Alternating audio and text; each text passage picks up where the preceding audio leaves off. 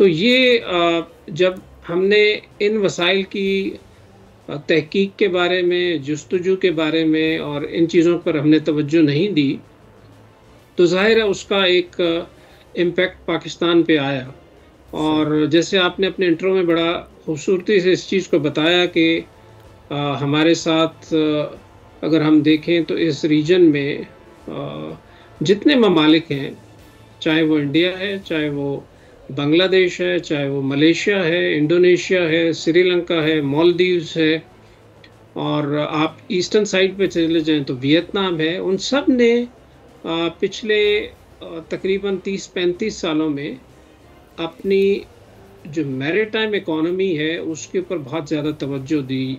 इसका मतलब ये है कि जो समंदर से रिलेटेड जितनी चीज़ें हैं, जिसमें मोटी-मोटी चीज़ों को अगर हम देखें तो उसमें शिपिंग है, पोर्ट्स हैं, शिप कंस्ट्रक्शन है, शिप रिसाइकलिंग इंडस्ट्रीज़ है, फिशरीज़ है, टूरिज़्म है, और कोस्टल कम्युनिटीज़ की अपलिफ्ट है, उस पे बहुत काम किया गया। तो इस तरह बहुत सारी चीज़ें, ये तकरीबन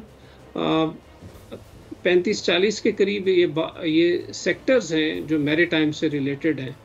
और उससे ज़्यादा अगर आप देखें तो हमारा फिशिंग भी है, और उसके अलावा जो हमारे सब सॉइल, हमारे हाइड्रोकार्बन्स हैं, और इसके अलावा जो रेयर अर्थ मेटल्स हैं, इनके बारे में भी अभी दुनिया बहुत ज़्यादा आगे जा चुकी है और उन चीज़ों को एक्सप्लोर कर रहे हैं। सही। फिर रिन्यूएबल एनर्जी से रिलेटेड हमारे जो समंदर में जो वसाइल हैं, उनके ऊपर भी ज़ाहिर है हमने उस तरह काम नहीं किया।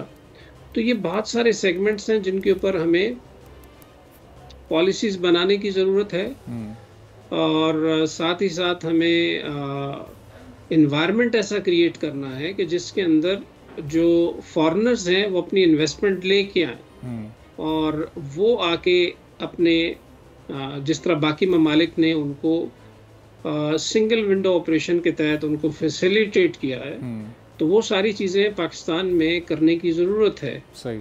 और ये कोई बहुत बड़ी साइंस इसलिए नहीं है कि तमाम दुनिया जब कर रही है तो हमें भी ये करने की ज़रूरत है। बिल्कुल। बड़ी छोटी सी एग्जांपल आपको मैं दूं कि जैसे श्रिम्प फार्मिंग है, अभी पाकिस्तान में माशाल्लाह स्टार्ट हुई है, और प्लस पंजाब ने भी इसमें अपना लीड लेने की कोशिश की है। तो ये वो चीज़ है जो कि वियतनाम में, बांग्लादेश में और बाकी जगहों पे बड़ी बहुत ज़्यादा इसको साइंटिफिक तरीक़ों से इसको प्रमोट किया जा रहा है। अब सिर्फ वियतनाम में तकरीबन 4 से 5 बिलियन डॉलर्स वो साल का सिर्फ श्रिम्प फार्मिंग से कमा रहे हैं। तो हमारे पास भी बहुत बड़ा पोटेंशियल है। इसी तरीके से जब हम बात करते हैं टूरिज़्म की, तो टूरिज़्म इस वक्त दुनिया की जीडीपी का 10% है। तो इसका मतलब ये है कि अगर इस वक्त दुनिया की जीडीपी तकरीबन 110-11 ट्रिलियन डॉलर के करीब है, तो उसमें से तकरीबन 11 ट्रिलियन डॉलर जो है वो सिर्फ टूरिज़्म का। सही। जबकि हमारा उसमें हिस्सा बिल्कुल 0.00 समथिंग है, विच इज़ इन फ्रिक्शंस। तो जब हम इसको डेवलप करें, हमारे पास कोस्ट लाइन बहुत ही अच्छी और खूबसूरत है। मेरे ख्याल में तो एक नहीं, यहाँ कई दुबई बन सकते हैं। सही। बिल्कुल। उससे जॉब क्रिएशन होगी, उससे हमारे यहाँ जो इकोनॉमिक एक्टिविटी बढ़ेगी, और इस तरह की बहुत सारी चीज़ें होंगी, तो उससे ऑटोमेटिकली मुल्क के वसाइल में इजाफा होगा। सही।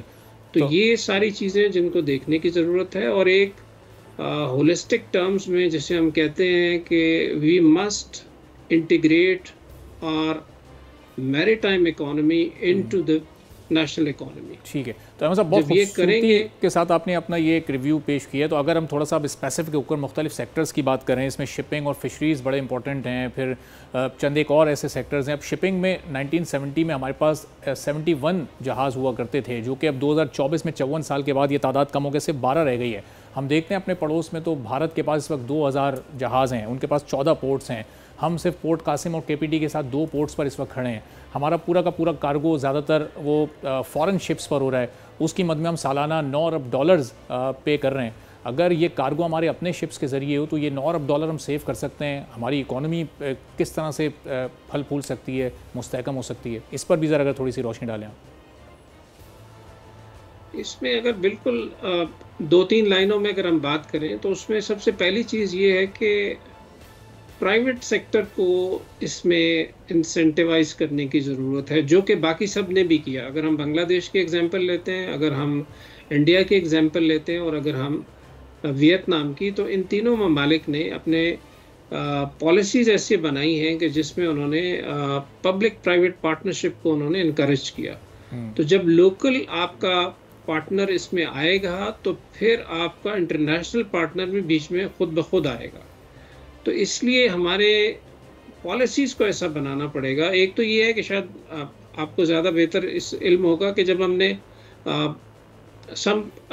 कुछ पॉलिटिकल रीजंस पे जब हमने ये नेशनलाइज की इंडस्ट्रीज़, तो उसमें शिपिंग इंडस्ट्री को भी बहुत बड़ा नुकसान हुआ और उसके बाद की जो पॉलिसीज़ थी उसमें उसी तरह ही चलती रहीं। अभी बहरहाल गवर्नमेंट को इसका इदराक हुआ है, तो अब दोबारा पॉलिसीज़ को रिव्यू किया जा रहा है और उसमें आपने बिल्कुल सही फरमाया कि ना सिर्फ हम इस इंडस्ट्री से कमा सकते हैं, बल्कि अपना जो तकरीबन 8 से 9 अरब हम डॉलर अपनी इंपोर्ट एक्सपोर्ट को कवर करने के लिए ट्रांसपोर्टेशन चार्जेस में देते हैं, फ्रेट्स में देते हैं, वो हम इसको बचा सकते हैं। और जब अपनी शिपिंग होगी और अपने हमारे पास पोर्ट्स बढ़ाने की भी ज़रूरत, जैसे आपने कहा कि बिल्कुल पोर्ट्स बहुत ज़्यादा बढ़ानी चाहिए और जिस तरह कुछ ममालिक में जो पोर्ट्स हैं उनको प्राइवेट भी किया गया, तो हमें इस तरफ आना पड़ेगा।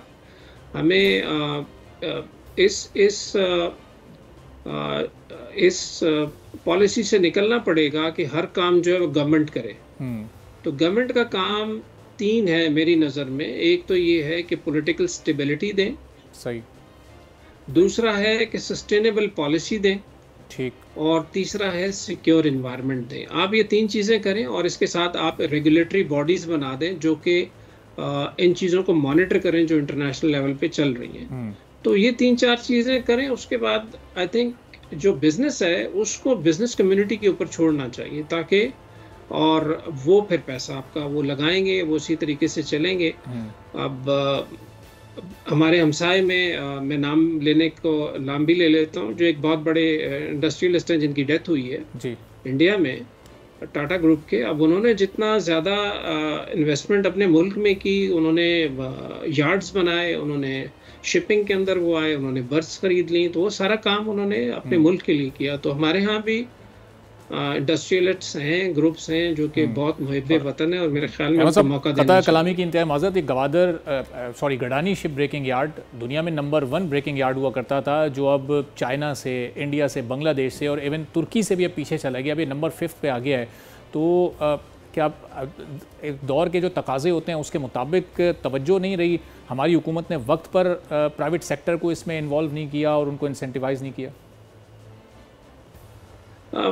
जो गडानी शिप ब्रेकिंग यार्ड है उसमें उसका एक पेक्यूलियर इशू है कि उसके अंदर हमने साइंटिफिक बुनियादों पे उसको इस्तवार नहीं किया, जिसके अंदर जो नए रूल्स एंड रेगुलेशंस हैं जिसमें दुनिया बहुत आगे जा चुकी है, और उसमें सबसे बड़ा जो एलिमेंट है वो एनवायरनमेंट को प्रिजर्व करना है, कि कोई आपकी शिप ब्रेकिंग से ऐसे जो मादे हैं वो समंदर में ना जाएं जिससे कि उसकी हेल्थ को नुकसान पहुंचे।